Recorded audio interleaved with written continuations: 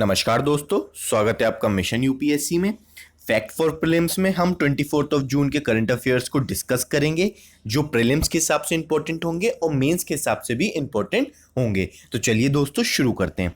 जो first news है वो है इंदिरा रसोई योजना स्टार्ट करी है राजस्थान गवर्नमेंट ने। ये जो माइग्रेट वर्कर्स, जो लेबर क्लास अपने स्टेट्स में लौटी, अपनी डिस्ट्रिक्ट्स में लौटी, तो इनको जो फूड है असेंशियल नीड्स में आता है, फूड हो गया, वाटर हो गया, तो फूड जो है एक कम कंसेशनल रेट पर 2 टाइम का खाना मिल पाए, जिससे ये अपना जीवन यापन धीरे धीरे स्टार्ट कर पाए। तो क्या कंटेक्स्ट है? कंटेक्स्ट ये है कि इनका जो एम है इस गवर्नमेंट का, राजस्थान में कांग्रेस की गवर्नमेंट है और राजस्थान गवर्नमेंट ने इंदिरा रसोई योजना का जो एम है वो ये है कि वो प्रोवाइड करेगी pure and nutritional food for to the economic weaker section of the society को। और कंपोनेंट क्या होंगे? कंसेशनल रेट पर मिलेगा, दिन में 2 बार, मॉनिटरिंग होगी कि भाई काम सही से हो रहा है या नहीं हो रहा है, इंटेलिजेंस आईटी के इंफॉर्मेशन टेक्नोलॉजी के द्वारा, आईटी के द्वारा। और इसमें बहुत सारे डिफरेंट एनजीओ भी लगे पड़े हैं, हेल्प कर रहे हैं गवर्नमेंट की, जिससे उस काम की जो इफिशियंसी है वो इंक्रीज होगी। 100 करोड़ रुपया स्पेंड करती है हर साल गवर्नमेंट, स्टेट गवर्नमेंट इस चीज पर। और ये स्कीम एक सक्सेसर है, पहले इसी तरीके की स्कीम चल रही थी, अन्नपूर्णा रसोई योजना, 2016 से लेके 2020 तक राजस्थान में। अब 2020 से उन्होंने इसका नाम इंदिरा रसोई योजना रख दिया है। नेक्स्ट न्यूज है, चाइना ने ज्वाइन कर लिया है आर्म्स ट्रेड ट्रीटी को। आर्म्स ट्रेड ट्रीटी है दोस्तों, ये इसको जो साइन करा गया था ये फोर्स माइटी 2014 में। इसका सिंपल मतलब ये है कि जो ट्रेड हो रहा है आर्म्स का, हथियारों का, जो असला बारूद का जो ट्रेड हो रहा है, उसको एक ट्रांसपेरेंसी हो, उसके अंदर अकाउंटेबिलिटी हो, और एक आपका स्टेबिलिटी और पीस की तरफ वो ट्रेड हो, ना कि ना जो सोसाइटी की जो स्टेबिलिटी है उसको खराब करे दोस्तों। ठीक है, तो आर्म्स ट्रेड ट्रीटी को चाइना ने साइन कर दिया है, ज्वाइन कर लिया है। ये ग्लोबल स्टैंडर्ड पर रेगुलेट होती है, 2014 में फोर्स में आई, मेंटेन करती है इंटरनेशनल और रीजनल पीस को। ठीक है, और ग्लोबल स्टैंडर्ड लाइन में फॉलो होते हैं, जिससे ट्रांसपेरेंसी को प्रमोट करा जाता है और कॉपरेशन जो है कंट्रीज के बीच में वो बढ़ता है। इसमें टोटल 130 कंट्री हैं, इंडिया ने अभी तक इसको साइन नहीं कर रखा है दोस्तों। ठीक है, नेक्स्ट न्यूज है, जापान और चाइना के बीच में फिर से टेंशन स्टार्ट हो गई है। किसको लेके वो बात करते हैं, क्या कंटेस्ट है? क्योंकि जो जापान और चाइना जो है, जो वाटर वाला एरिया है साउथ चाइना सी में, उस पर पूरा कंट्रोल जमाना चाहता है और बहुत सारी जगहों पे उसका कंट्रोल हो भी चुका है। तो इस वजह से वो कॉन्फ्लिक्ट करता रहता है डिफरेंट देशों के साथ जिनके आइलैंड्स हैं वहां पे। तो क्या कंटेस्ट है?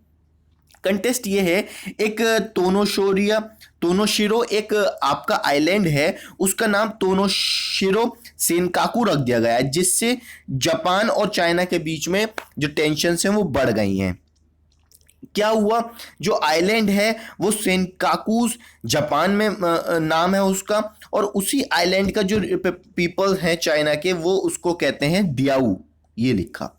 ठीक है, ये डिस्प्यूट 1972 से शुरू हुआ, ये एरिया है दोस्तों। ठीक है, ईस्ट चाइना सी के नीचे वाला एरिया। तो हिस्ट्री क्या है, जो ये आइलैंड था दोस्तों सेनक्याकू, इसको रिक्यू किंगडम जो चाइना का था वो कंट्रोल करता था। जब रजवाड़े होते थे, जो डायनेस्टीज होती थी, उनका हक था यहां पर दोस्तों। लेकिन जब फर्स्ट साइनो जापान वार हुआ, साइनो मतलब चाइना, जापान वार हुआ, तो ये आइलैंड जो था वो एनेक्स कर लिया था जापानीज सेंट्रल गवर्नमेंट ने। लेकिन जब सेकेंड वर्ल्ड वार हुआ फिर से, तो जो आइलैंड था वो यूनाइटेड स्टेट्स ऑफ गवर्नमेंट के पास चला गया। लेकिन 26 ईयर बाद 1971 में ये डिस्प्यूट फिर से ऑन हो गया, और प्रेजेंट डे जो है तोनोशिरो एरिया जो है उसका नाम रख दिया है तोनोशिरो सिनक्याकू बाय द इशिगाकी सिटी के द्वारा। ठीक है, तो ये डिस्प्यूट है आइलैंड को। दोस्तों मैं आपको फिर से बताता हूं, जो आपको सुनने में आता होगा कि चाइना यहां पर अपना पोर्ट बना रहा है या इंडिया अपना यहां पर पोर्ट बना रहा है, या डिफरेंट कंट्रीज जो बड़े बिग पावर्स हैं जो अपने पोर्ट्स बनाते हैं, असल में वो पोर्ट को इसलिए बनाते हैं कि एक तो उनको इकोनॉमिक फायदा हो, दूसरा स्ट्रेटेजिक फायदा हो, कि अगर वो चाहें तो अपनी आर्मी वहां पर डिप्लॉयड कर दें और दूसरे देश को आघात पहुंचा दें।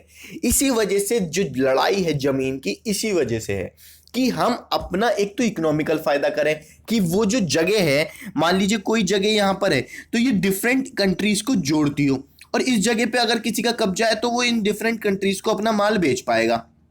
लेकिन इस अगर यहां पर वो अपनी आर्मी डिप्लॉयड कर दे, मान लीजिए किसी चाइना की जगह है, तो इन पांचों कंट्रीज को वो खत्म भी कर दे। ऐसी स्ट्रेटेजिक लोकेशन ढूंढी जाती है जिससे उस देश का फायदा हो, ठीक है, लॉन्ग टर्म में। नेक्स्ट है इंटरनेशनल ओलंपिक डे, 23 जून को इंटरनेशनल ओलंपिक डे बनाया जाता है। इसका क्या कंटेस्ट है देखते हैं।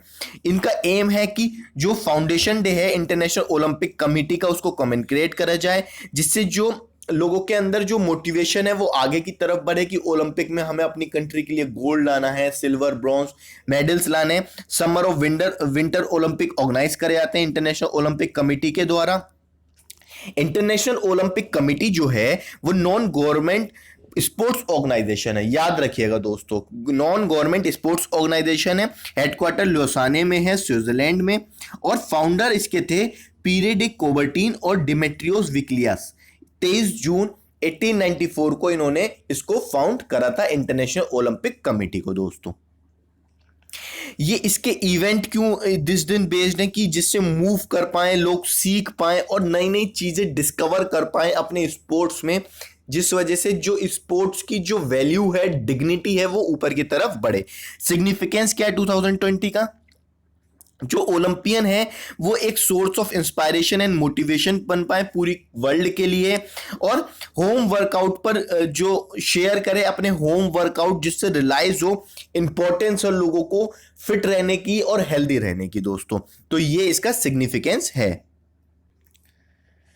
नेक्स्ट न्यूज है health care and hygiene expo 2020। पूरे देश में लॉकडाउन और कोरोना की स्थिति बनी हुई है, तो आजकल वर्चुअल मीटिंग्स बहुत हो रही हैं, लेकिन हमें इसको भी ध्यान में रखना है कि जो वर्चुअल मीटिंग्स हो रही हैं उनका जो प्लेटफॉर्म है वो ठीक है या नहीं है, कोई साइबर अटैक तो नहीं हो सकता। तो ये सब चीजें भी हमको अपने आप में ध्यान रखनी है, क्योंकि आजकल जो टेक्नोलॉजी का दौर है, जो टेक्नोलॉजी के साथ देश चलेगा वही सुपर पावर बनेगा।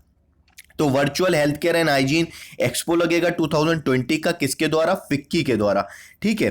फिक्की की फुल फॉर्म है federation of Indian chambers of commerce and industry, ठीक है दोस्तों। तो वर्चुअल इन नेचर होगी, 22 जून से 26 जून तक लगेगा। ये पहली बार होगी कि वर्चुअल एग्जीबिशन लग रही है। एम क्या होगा कि सेल्फ रिलायंट इकोसिस्टम बना पाए फार्मास्यूटिकल में, और हेल्थ और हाइजीन सेक्टर पे हम ज्यादा से ज्यादा काम पर कर पाए और डोमेस्टिक प्रोडक्शन भी अपनी बढ़ा पाए, क्योंकि हेल्थ पर पैसा इन्वेस्ट होना बहुत ज्यादा जरूरी है और एजुकेशन पे, तो देश आगे की तरफ बढ़ता जाएगा।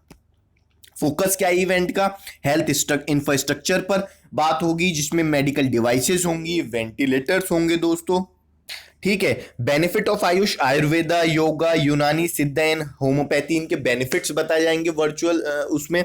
और मेडिकल, टेक्सटाइल और कंज्यूमेबल्स पे बात होगी कि कंज्यूमर की क्या चीज नीड है, किस चीज के पेशेंट ज्यादा हैं, उस हिसाब से हमको अपने स्ट्रक्चर को आगे बढ़ाना है दोस्तों। मान लीजिए डायबिटिक के पेशेंट बहुत ज्यादा हैं, लेकिन आप दवाई थायराइड की बना रहे हो या आप दवाई टीबी की बना रहे हो, तो फायदा नहीं होगा ना। तो कंज्यूमेबल्स पे भी हमको ध्यान देना है।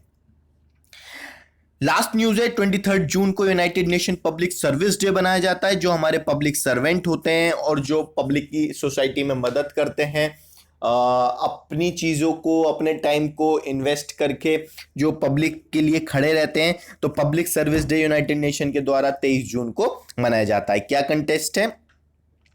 ये अडॉप्ट करा गया था 57/2277 रेजोल्यूशन में 20 दिसंबर 2020 को। ये ऑब्जर्व करा जाता है जो पब्लिक सर्वेंट होते हैं, डेवलपमेंट में लगे रहते हैं सोसाइटी की, और इससे यंगर जनरेशन को भी पता लगे कि हमको आगे की तरफ कैसे बढ़ना है, ठीक है। सिग्निफिकेंस क्या है 2020 की? इस साल जो पब्लिक सर्विस डे होगा वो फ्रंटियर वर्कर जैसे हेल्थ केयर जो हैं, सैनिटेशन करने वाले जो हैं, पब्लिक सर्वेंट जो हैं, सोशल वेलफेयर ग्रुप, ट्रांसपोर्टेशन और लॉ एनफोर्समेंट करने वाले जो लोग हैं, उनके लिए बनाया जाएगा, क्योंकि उन्होंने अपनी जिंदगी को रिस्क पे खेल के लोगों को कोविड-19 और कोरोना जैसी बीमारी से बचाया है, असेंशियल सर्विस दी है। तो उनको हमें सलाम करना चाहिए और हमें प्राउड फील होना चाहिए कि ऐसे भी सर्वेंट हमारी सोसाइटीज में हैं पूरे वर्ल्ड में दोस्तों।